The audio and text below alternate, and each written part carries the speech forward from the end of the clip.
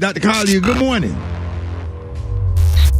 And how are you today? Man, I'm good today, man. How you feeling, Dr. Collier? Well, I'm hanging in there doing the best we can do. I just want to give you this is good information that we want to share. One, the CDC finally came out and made a recommendation not to have a Thanksgiving gathering.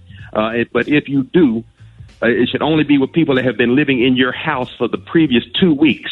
And so they recommend for returning college students, you need to treat them like outsiders because they will be potential nidus for infection. But the overall recommendation was, again, not to have a gathering, and that's what we've been talking about. I'm glad the CDC came on board.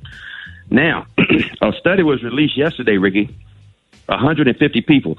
This was in reference to how long does the antibody protection last, because everybody wants to know that question. Where they took 150 people, they tested them immediately after they got over the infection, and they had robust antibodies. Then they tested them again 3 months later. They continued to have robust antibodies. So that confirmed it a minimum of 3 months. Then they rechecked them 5 months after that. Although some of them had lost their antibody count, they still found that they had a robust response from what are called memory B cells and T cells for at least an additional 6 months. So at this point, it's pretty much confirmed that if you have antibodies, you have protection that will last quite a while and definitely long enough for you to wait for the vaccine to become available. So that's where we are with that. So that's good news for people that have tested positive for the antibodies and then been worried, well, how long will it last and how protected am I? That answers that question. Wow. All right, you got calls this morning. Good morning, you're on with Dr. Collier.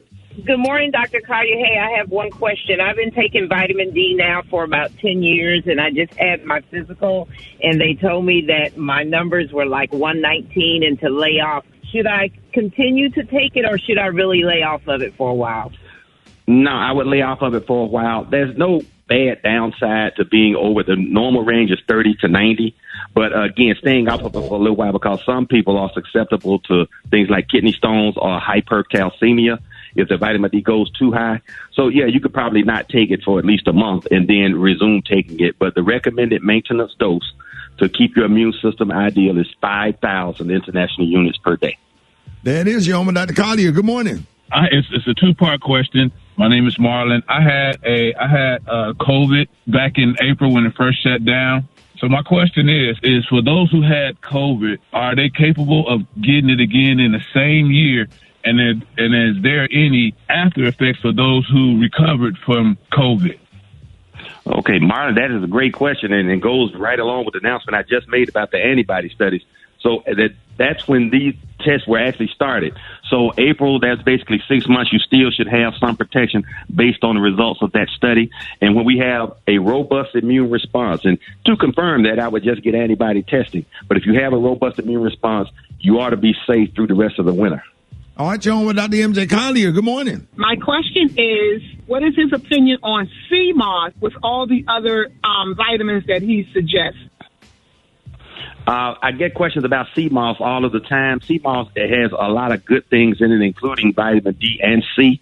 It's a great source, but the best source is pure vitamin D, again, at 5,000 international units per day. But sea moss is a good in addition to, not instead of. So if you're taking other supplements, you want to add the sea moss, I can go along with that. That's good. There'll only be benefits for you. All right, you're on with Dr. Collier. Good morning. My name is Big Sad Carter from Dallas. So my question is, I noticed a lot of people that smoke weed or do drugs haven't contracted the virus, and I want to know why that is. Okay, actually, CBD and marijuana have protective effects, including, amazingly enough, vitamin D are available in those compounds. And so people that utilize a lot of them recreationally are actually boosting their immune system. But understand the act of smoking itself can cause irritation to the lining of the lungs and can increase your susceptibility to infection. But it is a known phenomenon that the endocannabinoid system has benefits as far as boosting your immune system is concerned. I'm going to do a whole talk and show about that because when I read that data and learned about it, I was really, really pleasantly surprised. Yeah, man, them crackheads, man, they live forever. I had a crackhead come over my grandma's house trying to sell us an army tank. Dr. Collier, let everybody know. No, Did he roll it down the street? Yeah, man. He said he don't know where the keys at, but he said he could find us a part to get a starter or something. He was saying. I bet you Black Tony sent him over there. He must have. Dr. Collier, let everybody know how you can be reached. Okay, first, these are the opinions of Dr. M.J. Collier, not those of the Rickey Smiley Morning Show or its radio affiliates. You can reach me on all social media at ASK Dr. M.J. And everybody have a wonderful and safe holiday. We look forward to talking to you again. There it is, y'all. Dr. M.J. Collier, your Rickey Smiley Morning Show coming up.